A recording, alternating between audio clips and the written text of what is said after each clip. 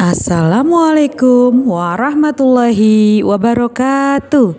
Hari ini kita akan belajar tema 4, subtema 1, pembelajaran 3, muatan pelajaran IPA, proses penyaluran listrik. Pada pembelajaran sebelumnya, kita telah belajar proses menghasilkan energi listrik pada pembangkit listrik tenaga air. Listrik memiliki peran penting di era globalisasi. Listrik dapat dihasilkan dengan memanfaatkan berbagai sumber energi yang tersedia di alam, seperti air, panas bumi, energi angin, ombak, dan tenaga surya.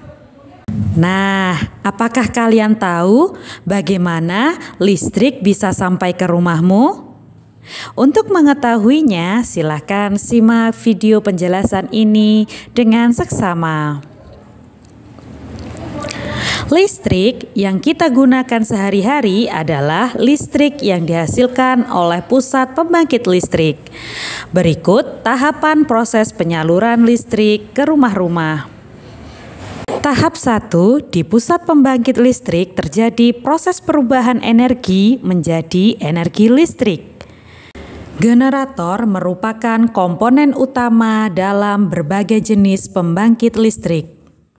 Contohnya pada PLTA, energi gerak yang dihasilkan oleh aliran air diubah menjadi energi listrik oleh generator. Tahap kedua, di transformator penaik tegangan atau trafo penaik tegangan. Di sini energi listrik dinaikkan tegangannya hingga 500 kV oleh generator. Hal ini diperlukan agar arus listrik yang mengalir di saluran tidak terlalu tinggi. Dengan demikian, perpindahan arus listrik dapat terjadi dengan efektif dan efisien. Tahap ketiga, di gardu induk.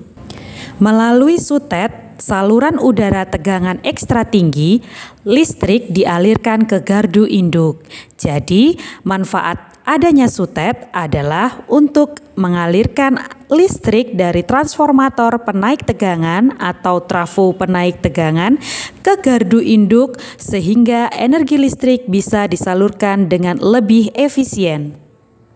Di gardu induk, tegangan listrik diturunkan menjadi tegangan menengah yaitu 20 kV oleh transformator penurun tegangan.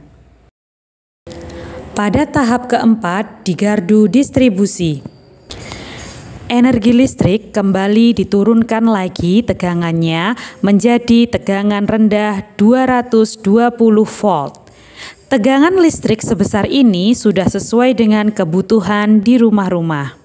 Setelah itu, energi listrik disalurkan ke rumah-rumah dan industri melalui jaringan distribusi. Pada tahap 5, energi listrik sudah sampai di rumah kita. Kita dapat memanfaatkannya untuk menonton TV, mendinginkan lemari es, menyetrika, penerangan lampu, dan lain-lain. Perjalanan yang panjang dan tentunya membutuhkan biaya yang besar. Itulah mengapa kita harus bijak dalam menggunakan listrik. Kalian telah memahami proses penyaluran listrik dalam sistem transmisinya. Komponen utama pada proses penyaluran listrik adalah sistem transmisi, sistem distribusi, dan transformator penaik dan penurun tegangan. Nikola Tesla, seorang berkebangsaan Yugoslavia, adalah penemu sistem pembangkit dan transmisi listrik pada tahun 1895.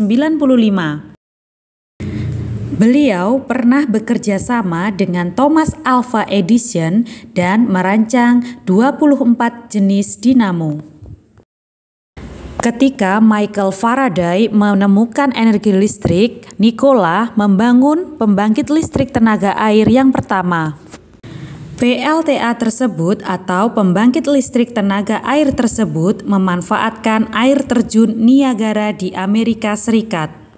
Maka sejak saat itu energi listrik menerangi dunia hingga sekarang. Berkat penemuan Nikola Tesla, kini sebagian besar warga dunia bisa menikmati listrik. Kita harus bersyukur pada Tuhan yang telah menyediakan beragam sumber daya alam untuk bisa digunakan sebagai pembangkit energi listrik.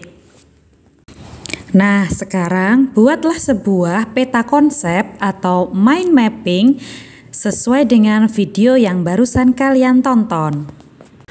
Tetap semangat dalam belajar. Terima kasih. Keep fighting.